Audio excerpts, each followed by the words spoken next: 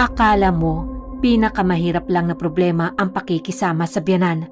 Paano kung sa araw-araw na pagsasama nyo sa isang bahay, unti-unti niyang pakialamanan ang buhay mo, ang desisyon mo, pati na ang relasyon nyong mag-asawa. Sa simula, baka sabihin mong pagbigyan na lang, biyanan ko naman. Pero, paano kung kahit ilang beses ka nang magtiis, hindi pa rin siya tumigil? At paano kung ang simpleng tampuhan ng biyanan at manugang ay mauwi sa isang krimeng, walang sino man ang nag-akala? Sa kwentong ito, malalaman natin kung paano isang tahanan na dapat sana ay puno ng pamilya at pagmamahalan ay nauwi sa isang madugong trahedya.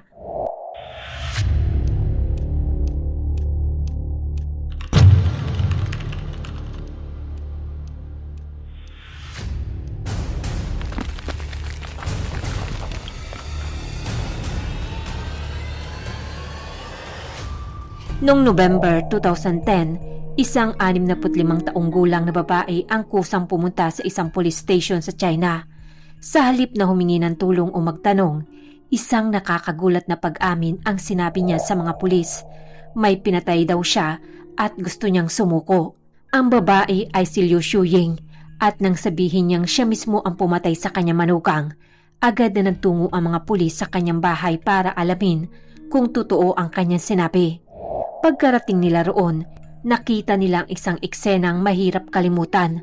May dugo sa loob ng bahay at sa gitna nito ay nakahandusay ang katawan ng isang babae.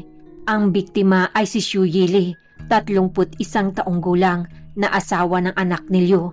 Ayon sa mga ulat tungkol sa kaso, malubha ang mga sugat sa kanyang leeg at malinaw na doon nakatuon ang pag-atake.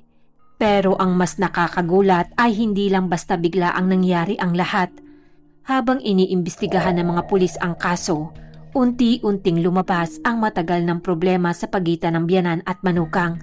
At halos lahat ng ito ay umiikot sa isang tao, ang anak ni Liu na si Dong Gambiao. Bago natin ipagpatuloy, mahalagang malaman natin ang background na may mga kinalaman sa nakakakilabot na kasong ito. Si Liu Shuying ay nagmula sa mahirap na lugar at dumaan sa maraming problema sa buhay. 3 beses siyang nag-asawa at nagkaroon ng 2 anak na lalaki. Ang panganay niyang anak ay lumaki kasama ang kanyang ama, habang ang bunsong anak niyang si Dong ang naiwan sa kanya. Matapos muling mabigo sa kanyang pakikisama sa ibang lalaki, si Liu ay nagtaguyod na mag-isa kay Dong at nagsikap na mapag-aral ito kahit limitado ang kanilang pera. May mga ulat na nagsasabing kumikita siya sa pagtatanim at pangungulekta ng mga bagay na maaari pa niyang ibenta, habang pilit na pinag-aaral si Dong. Para kay Liu, ang kanyang bunsong anak ang pinakamahalagang tao sa kanyang buhay. Habang lumalaki si Dong, unti-unti rin itong nakaahon sa hirap. Nakapagtapos siya ng kolehiyo, nagpatuloy sa pag-aaral at nakakuha ng master's degree. Kalaunan, nakapagtrabaho siya bilang isang guro sa isang paaralan sa Jiangsu, China. Mula sa isang mahirap na pamilya, naging university teacher ang kanyang anak, isang bagay na ipinagmamalaki ni Liu. At dito, nagsimulang mabuo ang napakalalim na pagkapit niya sa kanyang anak. Dahil siya mismo ang nagpalaki kay Dong sa gitna ng hirap, pakiramdam niya ay bahagi ng kanyang buhay ang bawat tagumpay ng anak. Kaya't nang magkaroon ito ng sariling trabaho at sariling buhay, hindi naging madali para kay Liu na tanggapin na darating ang araw na kailangan niya ng umatras at hayaan na ang kanyang anak na bumuo ng sariling pamilya. Samantala, ang napangasawa nga ng kanyang anak ay si Xu Yili, isang babaeng nagmula sa pamilya na ibang-iba ang katayuan sa buhay kumpara sa kanila. Lumaki siya sa isang pamilyang may mataas na pagpapahalaga sa edukasyon. Ang kanyang mga magulang ay parehong university professor, kaya mula pagkabata ay nakasanayan niya na ang isang maayos at komportableng buhay. Naging mahusay rin siya sa pag-aaral hanggang sa makakuha ng doctorate at kalaunan ay naging guro rin siya sa paaralan kung saan nagtatrabaho rin si Dong. Doon nga sila nagkakilalang dalawa. Magkaiba man ang kailang antas sa buhay, pareho silang nasa mundo ng akademya at pareho nga silang may mataas na pinag-aralan. Unti-unting naging malapit ang dalawa hanggang nauwi na ito sa isang relasyon. Pero nang malaman ng mga magulang ni Yili ang background ng pamilya ni Dong, hindi sila agad natuwa. Hindi naman nila sinasabing walang magandang katangian si Dong. Ang problema, nakita nila kung gaano kalaki ang pagkakaiba ng dalawang pamilya. Ang kanilang anak ay lumaki sa isang pamilyang maayos at may magandang buhay, habang si Dong ay galing sa isang mahirap na pamilya at may isang inang kilala nilang maaring maging mahirap pakisamahan. Kaya't nag-alala ang mga magulang ni Yeli sa maaring mangyari pagkatapos ng kasal. Ayaw nilang makita ang kanilang anak na mahirapan dahil sa problema sa pamilya ng kanyang mapapangasawa. Pero sa kabila ng kanilang pag-aalala, pinili pa rin ni Yeli si Dong. Para sa kanya, hindi mahalaga kung mahirap ang pinagmula nito. Nakita niya nga ang pagsisikap ni Dong na makaahon sa buhay at naniniwala siyang kaya nilang bumuo ng sarili nilang pamilya. Kalaunan, nagpakasal na ang dalawa at nagsimula ang kailang buhay bilang mag-asawa. Dahil parehong nagsisimula pa lamang sila ng kailang mga karir at wala pa rin silang sapat na ipon para bumili ng sariling bahay, tumira muna sila sa staff housing ng paaralan. Sa unang tingin, parang simple lang ang kailang bagong buhay. Umaasa silang magsisimula ng isang tahimik na buhay.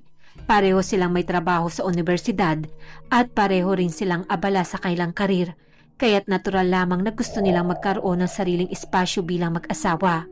Pero hindi nagtagal, nagsimula namang makialam si Liu sa kailang buhay. Sa halip na hayaan ang bagong kasal na mamuhay ng sila lamang, nagpasya siyang tumira malapit sa kanyang anak at kalaunan ay sumama na rin sa kailang tirahan. Gusto lamang daw niyang tumulong sa mga gawaing bahay at alagaan ang kanyang anak. Sa unang tingin, parang simpleng tulong lamang iyon mula sa isang ina. Pero para kay Yili, unti-unti niyang nararamdaman na parang nawawala ang privacy niya sa sarili niyang pagsasama. Hindi lamang kasi silyo nakikialam sa mga gawaing bahay. May mga pagkakataon rin na gusto nitong kontrolin kung paano namumuhay ang mag-asawa. At dahil nga sanay si Dong na laging malapit sa kanyang ina, hindi niya agad nakikita kung bakit malaking problema ito para sa kanyang asawang si Yili. Sa halip nga na magkaroon ng sariling buhay bilang bagong kasal, napilitan sina Dong at Yili na makibagay sa isang setup na may kasama silang biyanan sa kailang bahay. Mas naging mahirap pa ang lahat dahil may ibang pananaw si Liu tungkol sa kanyang papel bilang ina. Para sa kanya, matapos ang lahat ng paghihirap na pinagdaanan niya para mapalaki si Dong, may karapatan siyang manatiling malapit dito at tila hindi niya nga kayang tanggapin na ngayon ay may asawa na ang kanyang anak na maaring maging mas mahalaga sa buhay nito. Samantala, sinubukan naman ni Yeli na iwasan ang away. Sa halip na agad makipagtalo, pinili niyang mag-adjust at intindihin ang kanyang biyanan.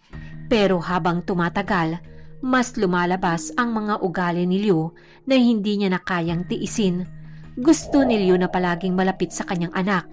At kahit ang mga simpleng bagay tulad kung saan matutulog, sino ang gagawa ng gawaing bahay at kung paano gagamitin ang oras ni Dong, ay nagiging dahilan ng hindi pagkakaunawaan. Sa bawat problema, tila nasa gitna lamang si Dong, pero imbis na malinaw niyang ipagtanggol ang kanyang asawa, mas madalas niyang iniintindi ang kanyang ina. Para kay Yeli, iyon na ang isang pinakamahirap na bahagi ng kailang pagsasama. Hindi lamang siya nag-a-adjust para sa kanyang biyanan. Pakiramdam niya rin, kailangan din niyang kumbinsihin ang sarili niyang asawa na karapat dapat siyang pakinggan. Habang lumilipas ang mga buwan, unti-unti nang nawawala ang tahimik na buhay na inaasahan ni Yeli. Ang bahay na dapat sana ay lugar ng pahinga pagkatapos ng kanyang trabaho ay naging lugar kung saan kailangan niyang mag-ingat sa bawat kilos at salita. Pero kahit ganoon, hindi pa rin niya iniisip na tuluyang umalis.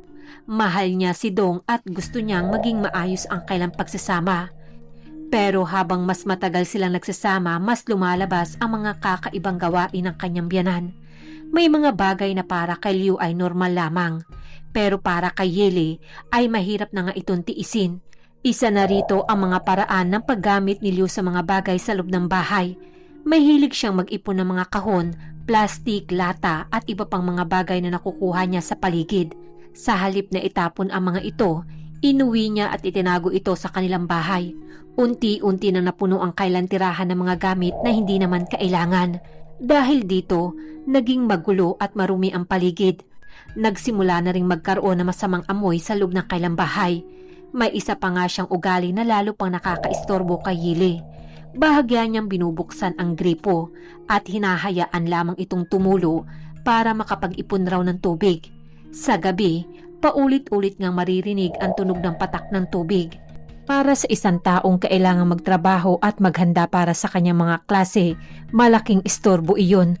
Unti-unting nahirapan si Yeli na matulog ng maayos, pero hindi pa rin siya nakipagsagutan. Pinipilit niya ngang tiisin ang lahat dahil ayaw niyang masira ang kailang pamilya. Sa loob ng bahay, isa-isa nang lumitaw ang mga ganitong problema.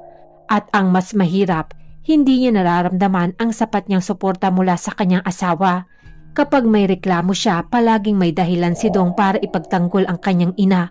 Lagi nitong pinapaalala na maraming isinakripisyo si Liu para mapalaki siya. Kaya sa halip na makita ang problema bilang isang bagay na kailangan nilang ayusin bilang mag-asawa, madalas ay nauuwi ito sa paghiling kay Yili na magtiis na lamang. Sa kabila nito, hindi pa rin sumuko si Yili. Patuloy siya nagtatrabaho, nagtuturo at inaalagaan ang kailang pagsasama.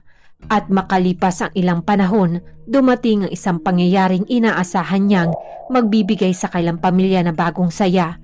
Umaasa rin siyang kapag nagkaroon na nga sila ng sariling anak, maaaring magbago ang sitwasyon. Noong April 9, 2008, isinilang na nga ni Yeli ang kailang anak na lalaki. Pagkatapos niyang manganak, nakita ng mga magulang ni Yeli na tila hindi maganda ang kalagayan ng anak sa tinitirahan nito. Kaya't ginamit nila ang malaking bahagi ng kailang naipon mula sa pagre-retiro para makabili ng mas malaking apartment para kina Yeli, Dong at sa kailang apo. Ipinakita nga nito kung gaano sila kaseryoso sa pagbibigay kay Yeli ng mas maayos na buhay kasama ang kanyang sariling pamilya. At kahit hindi naging maganda ang relasyon ng kailang anak kay Liu, hindi nila ito tuluyang itinuring na kaaway. Sa katunayan, ng mga ilangan si Liu ng operasyon dahil sa gallstone, tumulong pa ang mga magulang ni Yeli at sila ang sumagot sa gastusin sa operasyon. Binigyan din nila siya ng pera para makatulong sa kanyang pagpapagaling.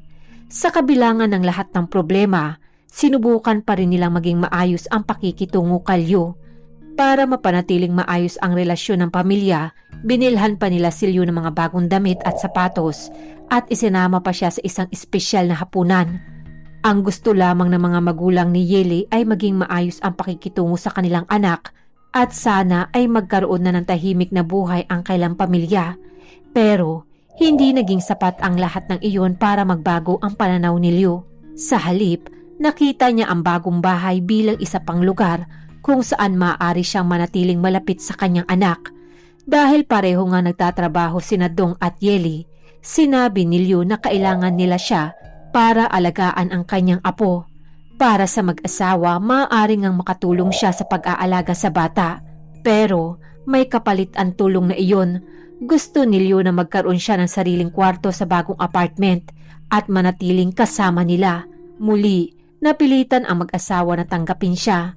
Naisip na rin ni Yeli na maaaring ito na ang huling pagkakataon na susubukan niya ngang ayusin ang relasyon nila ng kanyang biyanan. Baka sakaling maging maayos na ang lahat kapag nasa malaking bahay na sila. Pero habang inaalagaan niya ang kanyang anak at patuloy na nagtatrabaho, lalo niya pang naramdaman na hindi na talaga magbabago ang pakikitungo sa kanya ni Liu. Sa halip na mas maging maayos nga ang kailang relasyon, mas naging komplikado ang pagsasama nilang tatlo. Madalas sabihin ni Liu na kung wala siya, mahihirapan raw ang mag-asawa na pagsabayin ang kailang trabaho at pag-aalaga sa bata. Pero habang tumatagal, hindi na lamang pag-aalaga sa kanyang apo ang ginagawa niya. Gusto niya ring magkaroon ng kontrol sa loob ng bahay. Isang halimbawa na nga rito ay ang mga gawaing bahay. Ayon sa mga ulat, hindi naman totoo ang sinabi ni Liu na siya ang gumagawa ng lahat ng trabaho sa bahay. Sa maraming pagkakataon, si Yeli mismo ang gumagawa ng mga karamihan sa mga gawaing bahay kahit abala pa nga ito sa pagtuturo at pag-aalaga sa kanyang anak.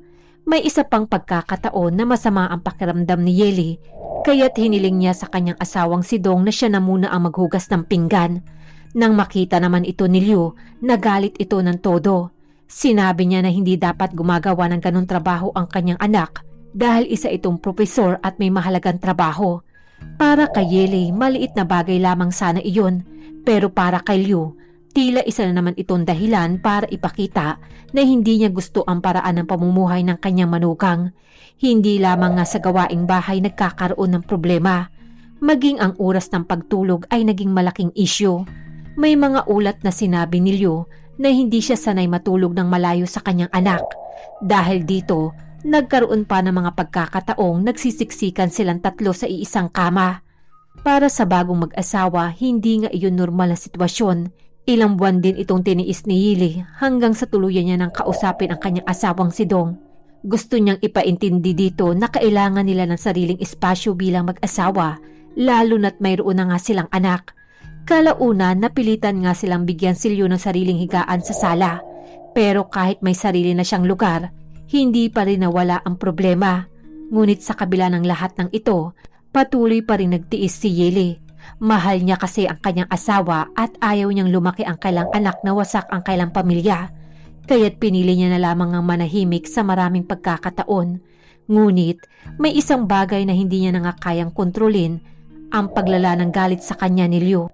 Isang araw, umuwi si Yeli galing sa kanyang trabaho at nadatnan niyang nasa bahay lamang sina Liu at ang kanyang anak. Wala siyang susi noon, kaya't paulit-ulit nga siya nag-doorbell. Alam niyang may tao sa loob dahil may ilaw na nakikita mula sa bintana, pero walang nagbubukas ng pintuan. Nagpatuloy nga siya sa paghihintay hanggang lumipas na ang mahigit isang oras. Nang sa wakas ay bumukas ang pinto.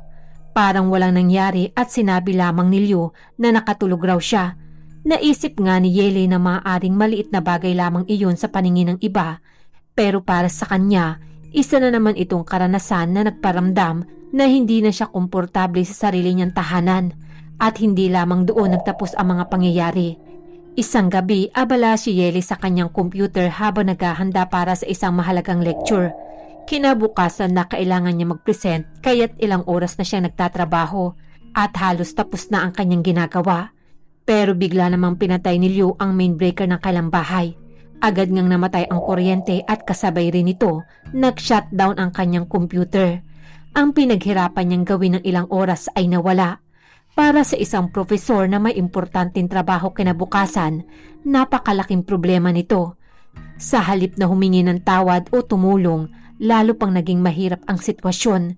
May mga dokumentong mahalaga nga kay Yele na itinapon pa umano ni Liu. Kapag umuuwi naman si Yele, madalas rin ay malakas ang volume ng telebisyon sa kanilang bahay, kaya't hindi na nga siya makapagpahinga ng maayos. May isa pang pagkakataon na may inihanda siyang damit para sa isang importanteng meeting. May mga pagkakataon ding natatapunan iyon ng pagkain ni Liu. Pero ang pinakamabigat para sa kanya ay hindi lamang ang ginagawa ng kanyang biyanan. Mas masakit na tila hindi niya makuha ang suporta ng kanyang sariling asawa. Kapag ikinukwento niya kay Dong ang mga pangyayari, hindi man lamang nito pinagsasabihan ang kanyang ina. Sa halip, madalas nitong ipaalala kung gaano karami raw ang ginawa ng kanyang ina para sa kanya nung bata pa siya. Dahil nga dito, lalong naramdaman ni Yele na mag-isa siyang humaharap sa problema. Habang lalong nahihirapan si Yele sa pakikitungo kay Liu, may isang bagay na hindi na mas kayang tiisin ni Yele ang paraan na pakikitungo nito sa kanyang apo. Kapag umiiyak ang bata, imbis na patahanin ito, ay pinapagalitan niya pa dahil maingay raw. Naisip ni Yele na kaya niyang tiisin ang sarili niyang paghihirap, pero hindi niya kayang panuorin na pati ang kanyang anak ay maaapektuhan na. Kaya't nagdesisyon na nga siyang iwan na muna ang bata sa kanyang mga magulang para mapalayo ito sa tensyon sa kailang bahay. Samantala, lalo namang lumayo si Yele sa kanyang biyanan. Habang tumatagal, nagsimula na nga siyang gumawa ng paraan para mas kaunti na lamang ang oras na igugugol niya sa kanilang bahay. Mas madalas na siyang manatili sa universidad hanggang gabi at tapusin ang kanyang trabaho roon. Sa ibang pagkakataon naman, nakikitulog siya sa kanyang mga kaibigan dahil ayaw niya ngang umuwi. May mga pagkakataon ding sa hotel o maging sa kanyang opisina na siya nagpapahinga. Isang buwan bago ang krimen, dumating ang kaarawan ni Liu. Nagkaroon nga ng pagtitipon kasama ang kailang mga kamag-anak. Pero Nahuli si Yeli dahil may emergency siyang kailangang asikasuhin. Nang dumating siya, galit na galit si Liu at malakas niyang pinuna ito sa harap ng ibang tao. Ayon kay Liu, sinasadya ni Yeli na hindi siya bigyan ng respeto sa mismong araw ng kanyang kaarawan. Lumala ang pagtatalo hanggang sa umalis na si Liu sa lugar.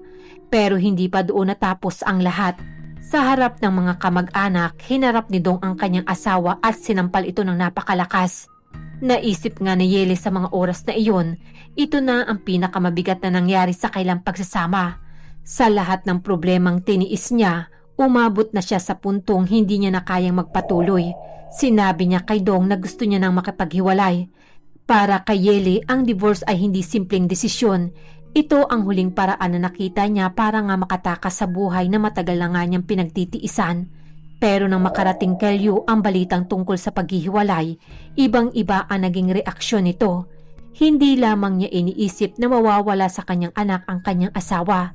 Mas nag-alala pa nga siya sa mga ari-ariang nakapangalan kay Yeli. Ayon sa mga ulat, ang apartment at sasakyan ng mag-asawa ay binili o pinondohan ng mga magulang nga ni Yeli. Kung tuluyang maghihiwalay ang dalawa, maaaring magkaroon ng usapin patungkol sa kailang mga ari-arian. Hindi naman kayang tanggapin ni Liu ang posibilidad na mawala ang mga iyon sa kanyang anak at doon nagsimulang magbago ang problema. Naisip nga ni Liu kung mawawala si Yeli, mawawala rin ang problema. Noong November 11, 2010, pumunta nga si Liu sa isang gas station at sinubukang bumili ng gasolina. Naging kahina-hinala ito sa attendant kaya hindi siya agad pinagbilhan. Pero hindi naman siya sumuko. Humingi siya ng tulong sa isang taong nakasalubong niya at kalaunan ay nakakuha rin ito ng gasolina. May plano siyang gamitin ito laban kay Yeli. Ngunit hindi natuloy ang kanyang unang pagkakataon dahil wala sa bahay si Yeli at pumunta ito sa kanyang mga magulang. Sa halip na umatras, naghintay pa si Liu sa panibagong pagkakataon. Dumating nga iyon noong November 26, 2010. Nang araw na iyon nanatili lamang sa bahay si Yeli dahil kailangan niya maghanda para sa isang exam at academic conference. Hindi niya alam na habang nakaupo siya at nagtatrabaho, may ibang taong naghahanda na para sa isang pag-atake. Kumuha si Liu ng lalagyan ng gasolina at itinago ito kasama ng iba pang mga lalagyan para hindi agad ito mapansin. Pagkatapos binuksan niya ng napakalakas ang telebisyon.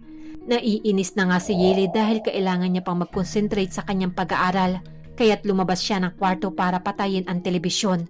Nang lapitan niya ang remote, doon na kumilos si Liu. Kinuha niya ang nakatagong lalagyan at ibinuhos ang gasolina kay Yeli. Nagsimula namang sumigaw si Yeli at tinakpan ang kanyang mukha. Kumalat ang gasolina sa kanyang mukha at mga mata, dahilan para mawalan siya ng malinaw na paningin. At bago pa man nga siya makabawi, kinuha na ni Liu ang isang kutsilyong inahanda niya. Tinarget niya ang liig ni Yeli at paulit-ulit itong sinaksak. Dahil hindi na nga maayos ang paningin ni Yeli, halos wala na siyang pagkakataong makalaban pa. Sa loob mismo ng kailang tahanan, malubhang nasugatan si Yeli at tuluyan itong namatay.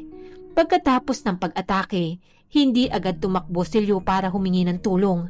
Sa halip, tila kalmado siyang kumilos. Nilinis niya ang sarili, naligo at nagpalit ng damit. Pagkatapos ay umalis siya ng bahay at pumunta sa isang restaurant para kumain. Para bang walang nangyaring kakilakilabot sa loob ng kailang tahanan. Matapos kumain, pumunta na siya sa police station at kusa na itong sumuko. Doon, sinabi niya sa mga pulis na siya ang pumatay kay Yeli. Sa kanyang confession, paulit-ulit niyang ipinakita na ang kanyang anak ang nasa isip niya. Para sa kanya, lahat ng ginawa niya ay para kay Dong. Pero hindi agad naniwala ang mga pulis sa buong kwento niya. Nang puntahan nga nila ang apartment, nakita nila ang napakaraming dugo at katawan ni Yeli. Napansin din nilang ang mga sugat ay nakatuon sa bahagi ng liig. Habang iniimbestigahan nila ang kaso, nakita nila may mga bahagi sa kwento ni Liu na hindi tugma sa ibang impormasyon na kanilang nakalap. Sinubukan niyang ipakita na matagal na nga raw siyang inaabuso ng kanyang manugang at iyon nga raw ang nagtulak sa kanya para gawin ang krimen. Pero nang kausapin ng mga investigator ang ibang taong nakakakilala sa pamilya, lumabas ang ibang larawan ng kailang relasyon. Sa halip na si Liu ang biktima ng pang-aabuso, Nakita nga nilang matagal na nagtitiis si Yeli sa mahirap na sitwasyon sa loob ng kailang tahanan. Noong December 2011, humarap si Liu sa paglilitis para sa pagpatay kay Yeli. Ngunit kahit nasa korte na siya, hindi man lamang makikitaan ang pagsisisi sa nangyari. Patuloy niya ngang ipinapakita na ang kanyang manugang ang dahilan kung bakit siya umabot sa ganong punto. Sa huli, hinatulan siya ng parusang kamatayan, pero may 2 years na suspension sa kanyang sentensya. Ngunit, makalipas ang ilang taon, may bagong balita patungkol sa kanya. Nagkaroon siya ng cancer habang nasa kulungan. Dahil nga sa kanyang kondisyon, kalaunan ay nakalaya siya sa ilalim ng medical parole. At ang mas nakakagulat, matapos siyang makalaya, bumalik siya sa kanyang anak at apo. Samantala, nagpatuloy naman ang buhay ni Dong. Matapos mamatay si Yeli, napunta sa kanya ang mga ari-ariang naiwan sa pamilya. Ayon nga sa mga ulat tungkol sa kaso, kalaunan ay nagkaroon siya ng bagong relasyon at bumuo ulit na pamilya. Iniulat din na nagpatuloy siya sa kanyang trabaho bilang isang propesor. Dahil dito, maraming tao ang nagtanong kung ano ba talaga ang alam ni Dong tungkol sa lahat na nangyari sa pagitan ng kanyang ina at asawa, o maaaring may motibo siyang may kaugnay sa pera. Maraming salamat po sa panunood ng kwento ko sa gabing ito. Kung nagustuhan niyo po ang aking kwento, pwede niyo po ba akong bigyan ng isang like at mag-subscribe na rin po kayo kung hindi pa po kayo nakaka-subscribe sa aking channel para lagi po kayong updated sa aking mga susunod na kwentong krimen. Ako po si Denise at see you in my next video.